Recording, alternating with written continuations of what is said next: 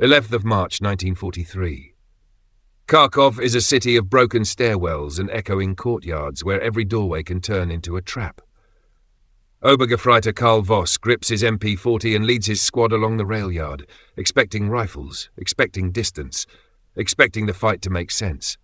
Instead, a new sound takes over the streets, a high, relentless buzz that bounces off brick and steel, drowning out orders and turning hallways into killing lanes. The Soviet PPSh isn't just noisy here. It's a close-range storm, driving assault squads forward faster than the Germans can set their guns. And Karl is about to learn what happens when firepower becomes weather.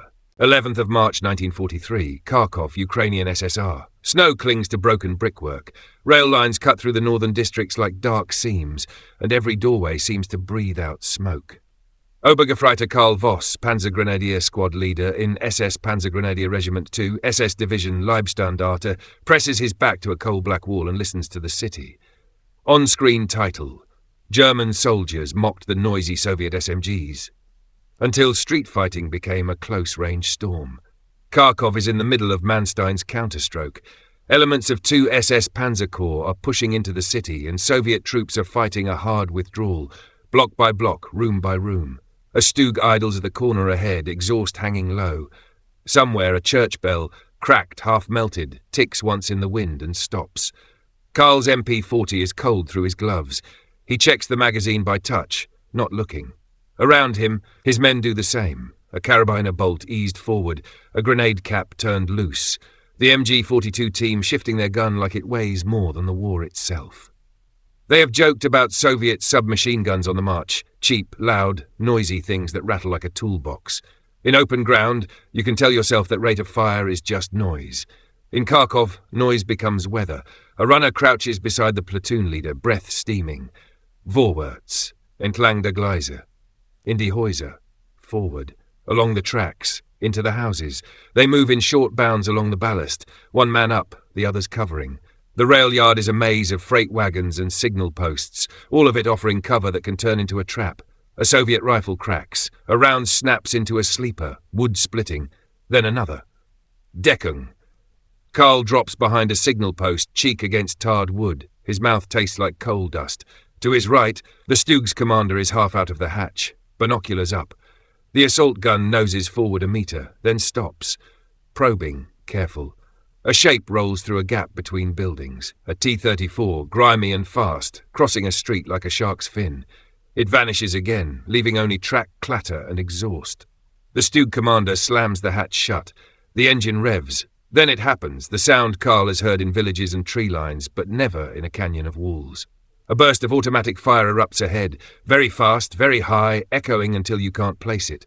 Not the heavy ripping of an MG, but a furious buzz that fills the rail yard. The Soviet PPSh. The point man signals, courtyard, left. Karl's squad slides along the side of a freight wagon, shoulders brushing steel. Sparks jump where rounds strike metal.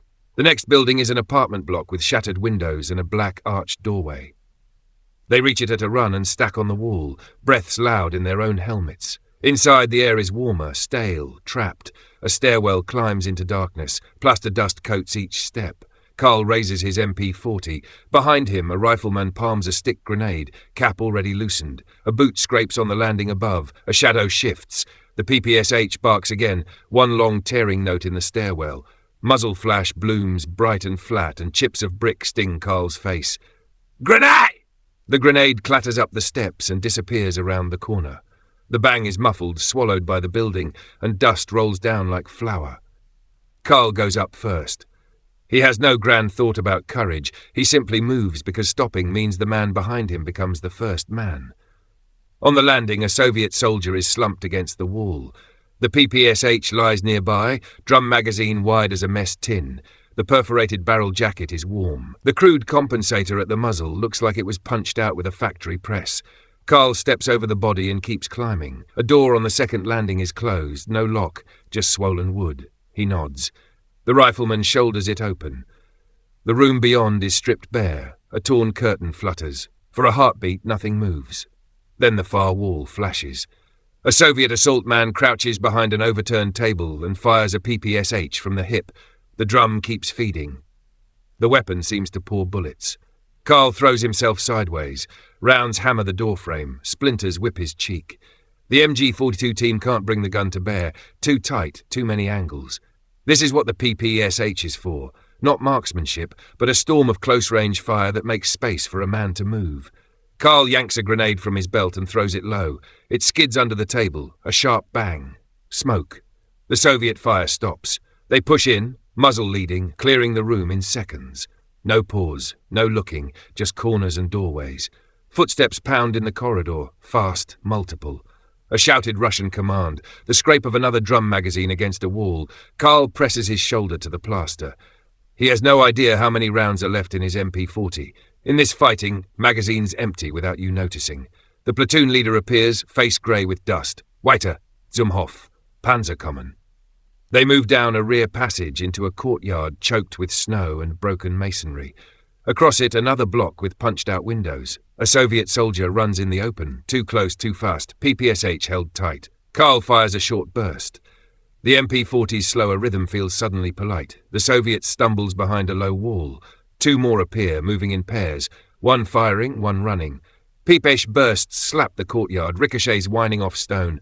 Karl understands, in a blink, how Soviet infantry has adapted since 1942, small assault knots that rush, throw grenades, and flood a doorway with automatic fire before heavier weapons can settle. It is not magic. It is method, built around what they can mass-produce and carry. The Germans answer with their own method. The MG42 opens, short, brutal. The sound is deeper, heavier, and it pins the far windows flat. Under that cover, Karl and two men sprint to a doorway on the right, boots skidding on ice. They pile in, slam against the inner wall, and then the PPSh opens from inside the building, behind them. Plaster explodes above Karl's head, dust fills his eyes. Cease in drin! The fight collapses into meters, corridor, door, corner. Karl spins and fires into a doorway. Smoke turns the hallway into a tunnel. A Soviet figure lunges into view and pours fire without aiming, just saturating the space. The drum keeps feeding. The burst seems endless. Karl's magazine runs dry with a hollow click. In that instant, close-range firepower is not a phrase. It is time. Seconds. Breaths. He drops behind the corner and slams a fresh magazine home with shaking hands. Beside him, a German throws a stick grenade around the frame without looking. The blast thumps Karl's chest. Silence, a half-second. Then another PPSh starts up further down the corridor. 11/12/1943, night, the anti-tank ditch. After dark, the city's defences turn into geometry.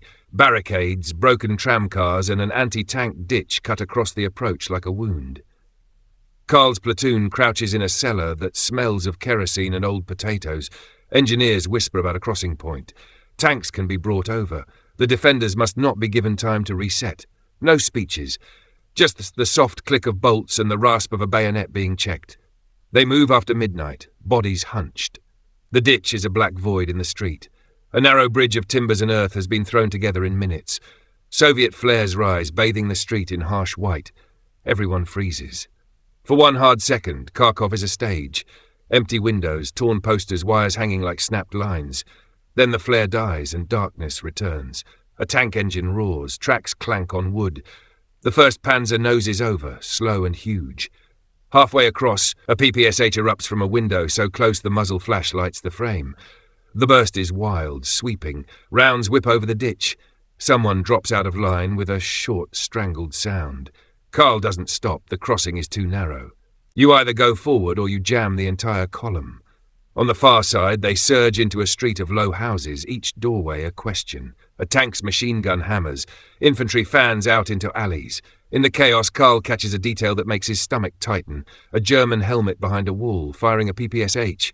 Drum magazine, Soviet steel, German hands. He has heard of it. Captured trophy guns kept for this kind of fighting. Manuals printed. Markings stenciled.